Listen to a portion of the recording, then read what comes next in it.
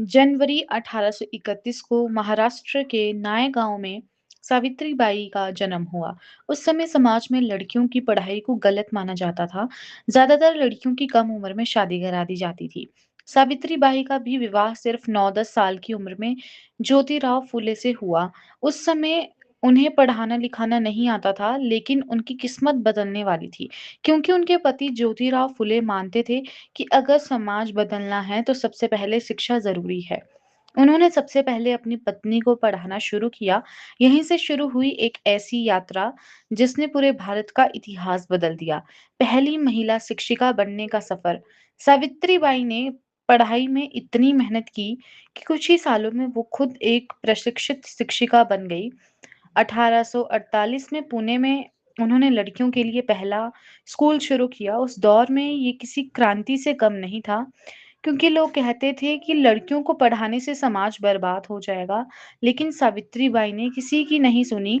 हर दिन वो स्कूल जाती और हर दिन उनका विरोध होता। फिर भी वो मुस्कुराकर आगे बढ़ती रही। लेकिन समाज का विरोध यहीं नहीं रुका। अब उनके साथ ऐसा होने लगा जिनकी उन्होंने शायद कभी कल्पना भी नहीं की थी। हर सुबह सावित्रीबाई फुले स्कूल के लिए निकलती थी, लेकिन रास्ता आसान नहीं था। कुछ लोग उनका मजाक उड़ाते थे, कुछ उन्हें गालियां भी देते थे और कई लोग उन पर पत्थर, कीचड़ तक फेंक देते थे। उनका गुनाह सिर्फ इतना था कि वो लड़कियों को पढ़ा रही थी। लेकिन सावित्रीबाई हार मानने वालों में से नहीं थी। उन्होंने इसका एक अनोखा तरीका निकाला। वो अपने बैग में हमेशा एक और साड़ी रखती थी।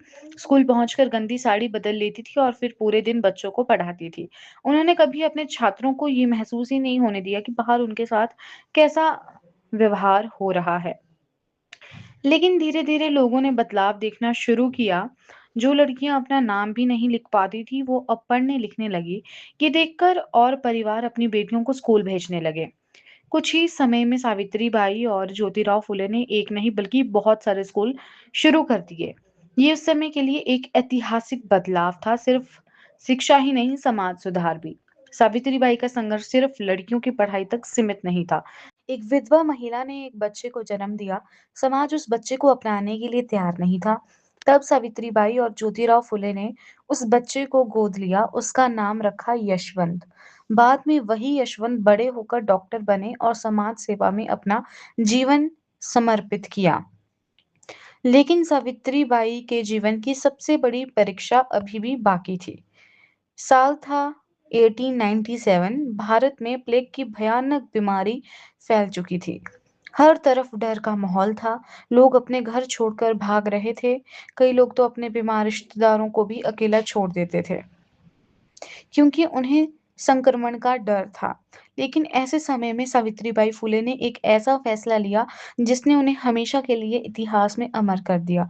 जब सब दूर भाग रहे थे तो वो लोगों के पास जा रही थी। सावित्रीबाई ने अपने गोद लिए बेटे डॉक्टर यशवंत फुले के साथ मिलकर पीड़ित की मदद की। वो खुद गांव-गांव जाकर बीमार लोगों को उठाकर हॉस्पिटल पहुंचाती थी। यहाँ तक कि उन्होंने कुछ पीड़ित बच्चों को अपने गोद में उठाकर कई किलोमीटर दूर हॉस्पिटल तक पहुंचाया है।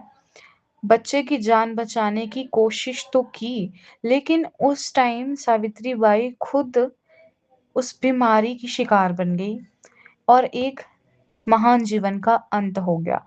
लगातार सेवा करते-करते उनकी तबीयत बिगड़ने लगी और 10 मार्च 1897 को सावित्रीबाई फुले ने अंतिम सांस ली।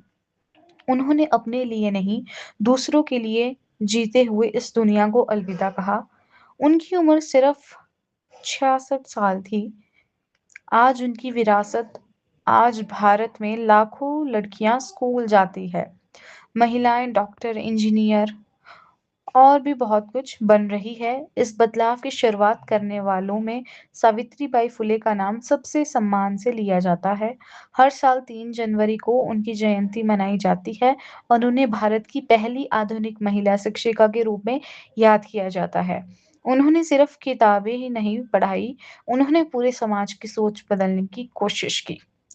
दोस्तों, अगर आपको ये आज की रियल और मोटिवेशनल स्टोरी पसंद आई हो तो वीडियो को लाइक, शेयर, कमेंट और ऐसी ही रियल और मोटिवेशनल स्टोरीज़ के लिए सोलफुल स्टोरीज़ को सब्सक्राइब ज़रूर करना।